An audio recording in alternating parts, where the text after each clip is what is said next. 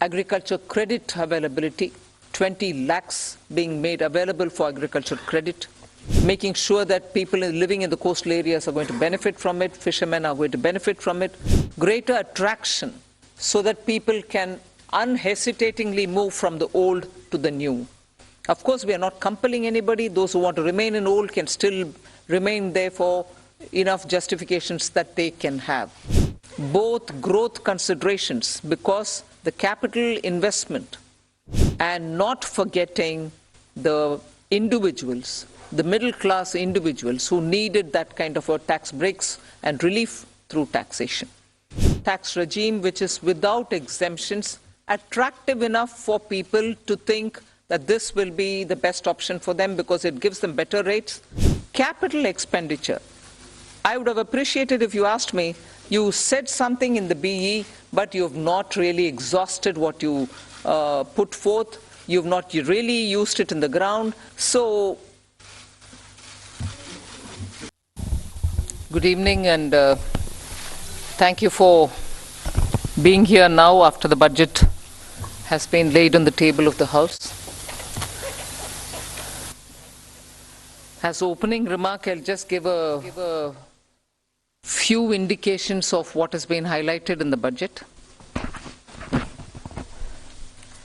Broadly, I think the 4 emphasis points are on empowering women, giving a lot more attention to the SHG groups which are in the rural areas, trying to scale them up, give them the opportunity to brand and produce and also market their products in a far more scaled up and professional manner. Emphasis on tourism and training of youth for readying themselves for tourism, specific action for 50 destinations where comprehensive tourism action plans will be introduced. Then what is being called as PM Vikas, looking at Vishwakarma, people who create things, make things out of their hands using tools.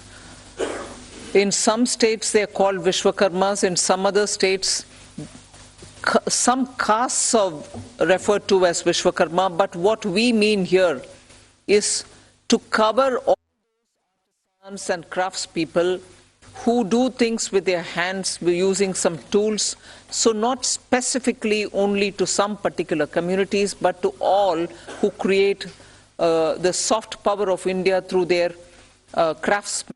The 4th one, which is in every sphere of life, we have policy interventions and enabling provisions made so that India moves fast on the transition to renewable energy. The investments made for hydrogen mission, renewable energy transitional facilities which we need, natural gas, and also looking at biogas, also evacuation of power from renewable energy sources located in Ladakh to the rest of the country. So those are 4 highlights which I'd like you to go back to see the scale in which we are approaching these issues and the impact that it will have on large sections of India's population.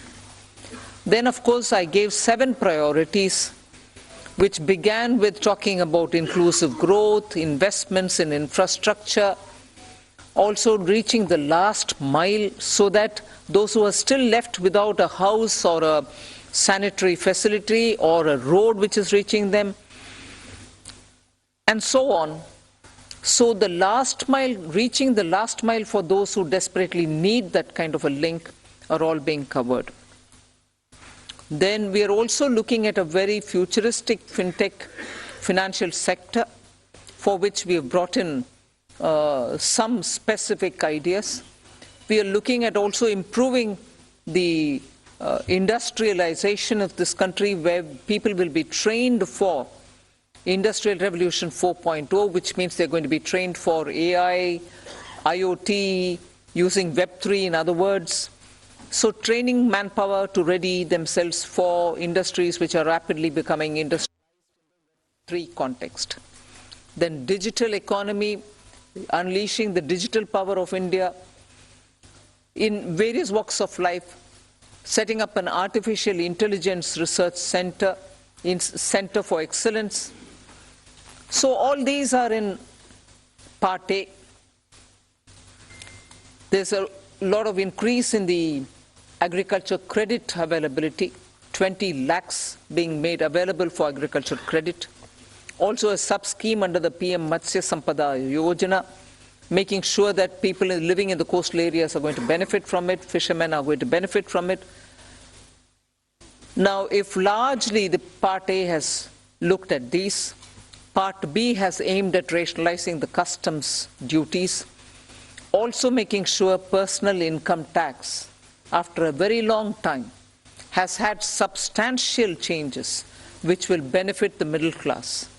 And also because this country has been waiting for direct taxation to be simplified, also waiting for direct taxation to be a lot more easy in compliance, and therefore the new taxation regime that we brought in for direct taxation 2-3 years ago has now got greater incentives, greater attraction, so that people can unhesitatingly move from the old to the new. Of course, we are not compelling anybody. Those who want to remain in old can still remain there for enough justifications that they can have. But the new one obviously is now attractive because it gives greater rebate. It also provides for a simplified and smaller slabs, lower rates of taxation, and also slabs which are nicely broken down. So with all this, I think the budget, I've not gone into specifics, but I thought as an opening remark, this much will be sufficient to say this is a budget which is beautifully balanced, both growth considerations, because the capital investment has never before seen double-digit investment announcements. 10 lakh crore, which includes 1.3 lakh crores being given to states, is going to give a big leg up for capital investment from government. So the balancing that I'm talking about is looking at public sector investments, continuing that good tradition of capital investment in infrastructure, and also attending to MSMEs, because they are the engine of growth. We've given them relief, we've also given them new access, we've extended and widened the emergency credit liquidity guarantee scheme, also given them back their securities, 95% of it, even if they fail to deliver on contractual promises which were during the COVID pandemic. So the balancing is, one, we could sustain the capital infrastructure expenditure from the government, simultaneously in the private sector give a lot of push and impetus for the MSME, and not forgetting the individuals, the middle class individuals who needed that kind of a tax breaks and relief through taxation. So the large macroeconomic considerations have also been kept in mind. The fiscal consolidation has not been kept in the back burner. We've attended to it. We are respecting the glide path we gave ourselves 2 budgets ago.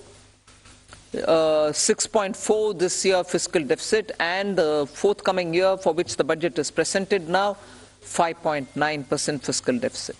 So broadly, I leave it at this. I suppose when you ask questions, we can answer the rest. Thank you. Thank you for coming here today. Good afternoon, ma'am. Shishir here from Hindu Business Line. Ma'am, my question is that when there is an announcement for 7 lakh rupees under new tax regime, that will no tax to be paid, and then you are talking about rejigging the new tax regime, does this mean that this is the end of exemptions for various incentives, exemptions for investment and savings? Well, I've already addressed this, I think. We want to make the new tax regime, which is without exemptions, attractive enough for people to think that this will be the best option for them because it gives them better rates. It doesn't also make the compliance a burdensome exercise.